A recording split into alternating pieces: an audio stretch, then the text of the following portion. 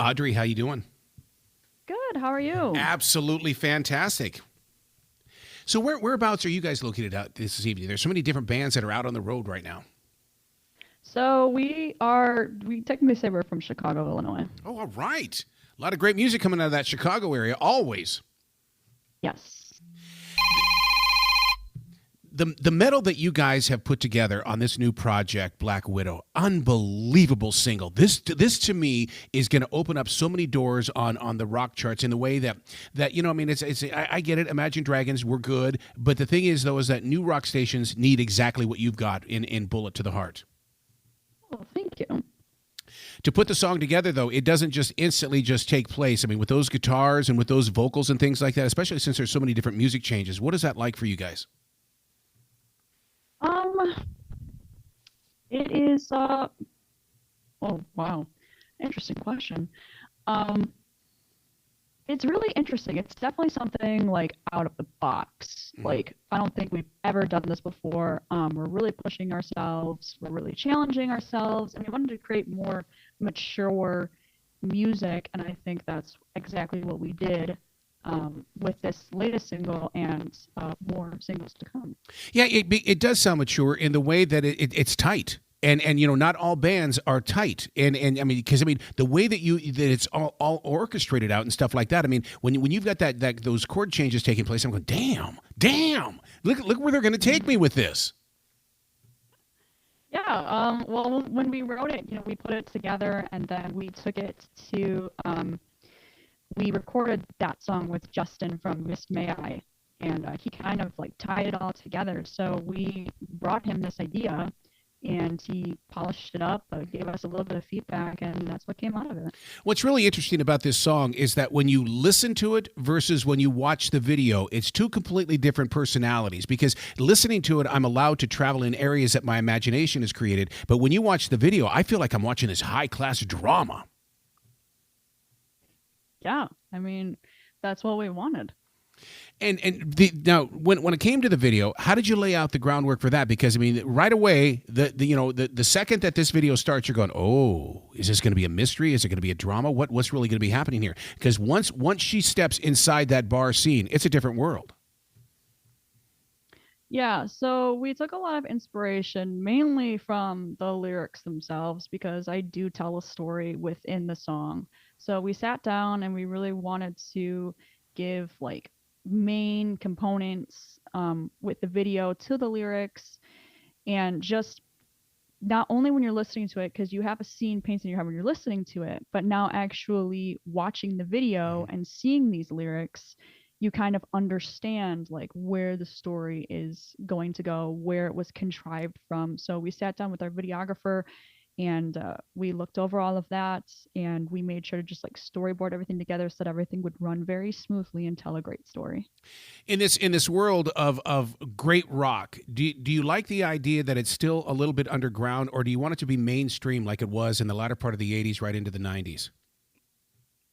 Um, I think I'm on the fence of like half and half because I do like the mainstream rock. I do like um the very like you just know that when you hear it you're like, oh yeah, like everybody's doing that. But at the same time, there are sometimes where I write songs where I do like to stay underground. So I guess it all depends on the mood of the song and whether or not we're going to keep it underground or we're going to go mainstream. And definitely with this new song, we wanted to go a little bit more mainstream because it Yeah. was very on brand for like metalcore. And like I said, we recorded with Justin, so Miss May is very metalcore.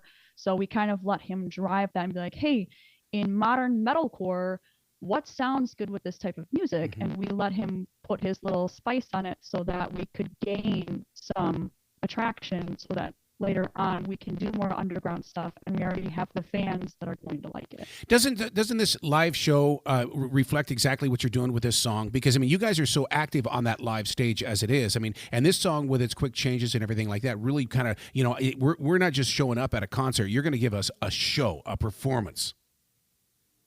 Absolutely. So speaking of that, we're performing on the 15th, and I'm actually coming out in the character as Black Widow. I'm going to do the hair and the dress Really? and everything. Yeah, so we're gonna kind of do it as like come meet the Black Widow, and I'm gonna be in character because, at the end of the day, I'm always like my persona is the Queen of Darkness. She will always be there. But with this new era of songs, I definitely want to like play up the characters. So when you see us live, everything is there. Everything you hear in the track is going to be live. We're going to be high energy, and like I said, on the 15th, the Widow is going to be coming out, so you can come and meet her. I'm glad that you brought that up because, I mean, when you have a studio album versus what's going to be played on a live stage, I mean, how does Black Widow transfer to that live stage?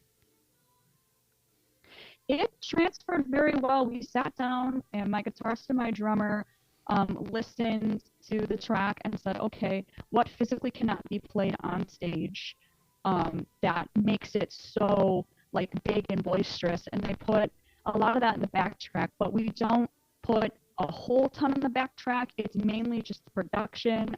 If there is a rhythm guitar or lead guitar that our guitarists can't get to because we don't have two guitarists, they'll put that in there. But mainly everything is played live, but we put bass drops in there. We put backing vocals, vocal add-ons. We never put actual like vocal tracks because I sing everything live. I am not a backtracked. I am not a lip syncer. That is not my MO. And it's a lot of the production so that when you do hear us, it just smacks you in the face so that, you're going to hear some of it live, but you will hear what is in the track as well. Do you ever just sit there and stare at the engineers at those live performances and sit there and say, I'm so sorry that we're doing this to you, but boy, I hope you ate your Wheaties. Especially because like I have a vocal pedal now, and that thing sometimes is just a hassle and a half. And I look at because I'm already working with a wireless microphone, and then I throw at him, oh yeah, I've got a vocal pedal. Oh yeah, we've got backing tracks. Oh yeah, our bassist is DI'd. Oh, so is our guitarist. Sorry. But we want to move towards that. We want to move towards in-ears and doing that whole setup as well, because it's very beneficial for me to hear myself, to keep myself on pitch. Even though sometimes I'm pretty good with pitch, it's hard when you're playing to hear everything going on. So you bring up a very interesting point there, because when you're playing metal like this and you walk into either an arena or a club, there's a lot of echo that goes on in a lot of these things. And to me, I always say that it's the ghosts of the building that are speaking out to you. When you go in there and you're doing that with your vocal pedal and doing it with your vocals, do you listen for that echo? Because somewhere along the line, that echo is going to cross your vocal and it could screw up the performance that night.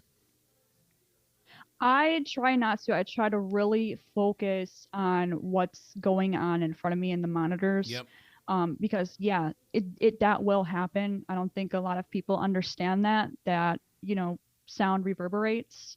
So it's really difficult to get ahead of that and not listen for that so that you don't mess up. And I just really try to just like block it out, just listen to what is going on. I mainly listen to my drummer because he's always on time. So I literally write vocals to his drum beats, so I know exactly where I'm at all times. And I try to really stay on track. That means you've got to have that good, tight relationship with that bass guitarist as well, because that bass guitarist is right there with that drummer. Absolutely. Yeah. So with theatrical rock, the way that you guys are bringing it, which it's such a perfect season for it, do you find yourself being inspired by the Alice Coopers, the David Bowies, and even the Evanescence of these days? Absolutely. I take a lot of inspiration from Evanescence. I take a lot of inspiration from Disturbed. Yes. In their performances. Even Starset puts on a good performance, Gemini Syndrome. I'm always looking at those, and I'm always looking for like, how can I dress? How can we do this? How can we do that? And we're slowly trying to add to our live performance so that when you come, you're getting this big performance. And right now, I think the only thing that's stopping us is money, of course, because money doesn't grow on trees. But eventually, we're hoping that this will fund us and we can be able to bring that to everybody. Do you build the set list in the way that somewhere along the line you're going to have to be a little bit darker than other times? Other times you may have to be a little bit lighter, just so that there's depth throughout the entire performance? Yeah, we always keep that in mind when we're building a set. We usually start out very strong and very heavy, and then we bring it down, and then we come back up. And then we usually come to a low where we do our Bloodline song so that our fans can interact. And then so when we bring it back up, so it's always like a big roller coaster. So you're up and then you're down, you're up and you're down, so that we can also get all of the fans involved. Like some people like the heavier stuff, some people like the lighter stuff. So we want to make sure that we encompass everything for all the fans that are coming to our shows. Well, don't you think you're doing it right in the way that these days, fans are, just to get them back into a club is the greatest thing. But the way to do that is you've got to bring the performance. So the pressure is kind of on you guys, and so that people will go out there and spread the word and buy the music off from the streaming platforms. Absolutely. And I feel like we do that every time because people walk away and they're like, wow, that was really good. That was really memorable. We've had people that have seen us from the beginning until now, and they say, like, you guys just keep getting stronger and stronger each performance that you play. So it is a huge compliment. But yeah, it is a lot of pressure because then you have to top yourself always. So back in the 80s and 90s, we went through this period where everything was unplugged. What does Black Widow sound like unplugged? Oh, that is a good question. We have not done it unplugged. Wow. I think unplugged it would sound maybe a little more sinister. Oh my God! Because you could slow it all down and you can get more seductive than it is. So it might sound a little darker unplugged. That'd be something we'd have to think about. So where can people go to find out more about Bullet to the Heart? And first of all, before we go there, explain the Bullet to the Heart. Are you guys Western fans, or how did that come into being? So when we were coming up with this, my drummer and I were in a band previously. We were called Bulletproof. Oh. And I wrote a song called Bulletproof, and the lyrics are, took a bullet straight to my heart. Ooh.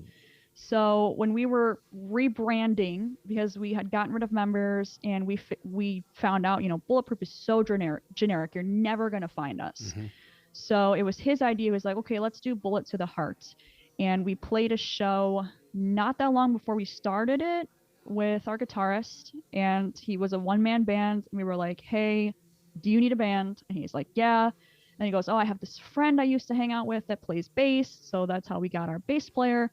And we officially announced the lineup and the name in January of 2017. Wow. So now, one of the things that I've heard about your band is that you guys like to write music to help people that are going through challenges and changes and stuff like that, and that there really is a purpose to those lyrics.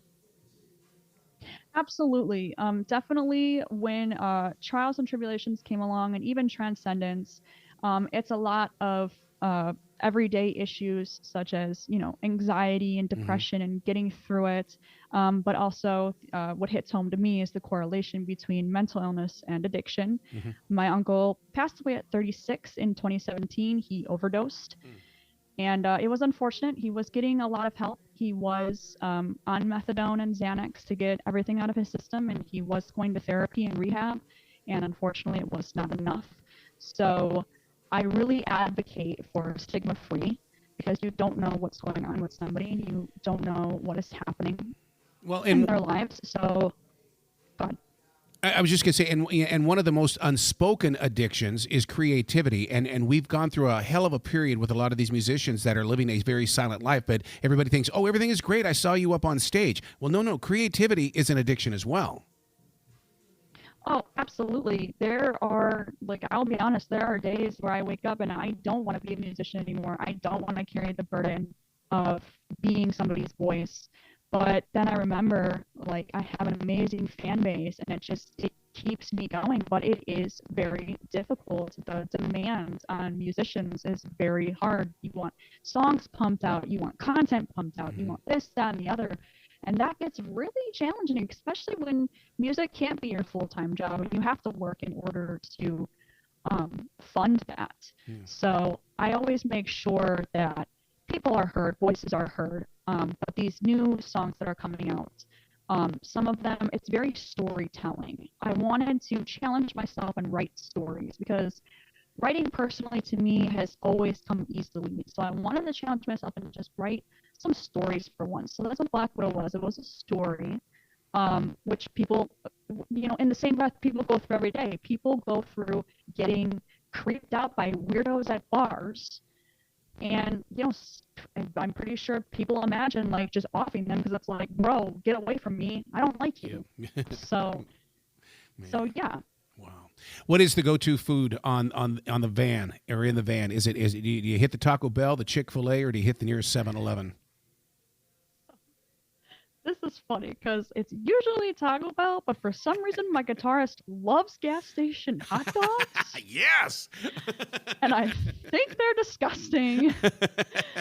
So if the rest of the band has a say, it's probably going to be Taco Bell. If Brian has a say, he's going to go to the gas station and get a hot dog. Oh, it's been sitting there for hours, man. Come on. It's been calling out his name the entire way. It is. So the only reason he found out about him is because my one uncle used to tour all the time back in the 80s, and that's what they lived off of. So he was telling us on our first tour, like, oh yeah, gas station hot dogs are the cheapest thing, and like you'll still make money. And for some reason my guitarist was like, yeah, and the rest of us were like, no.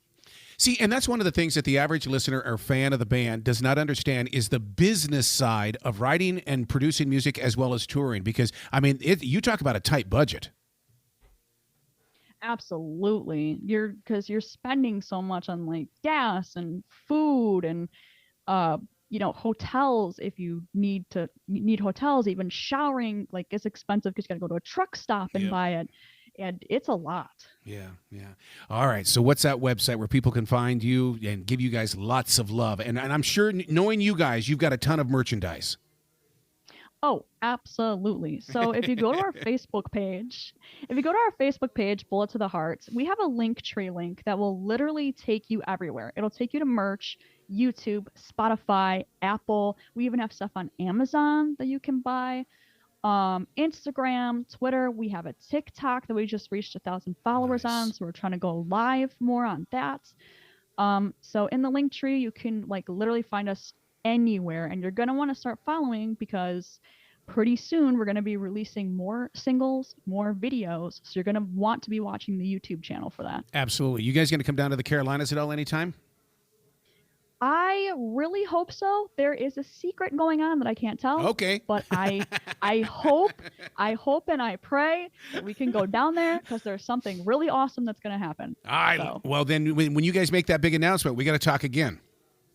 Absolutely. Excellent. Well, thank you so much for your time, and please be brilliant. Thank you.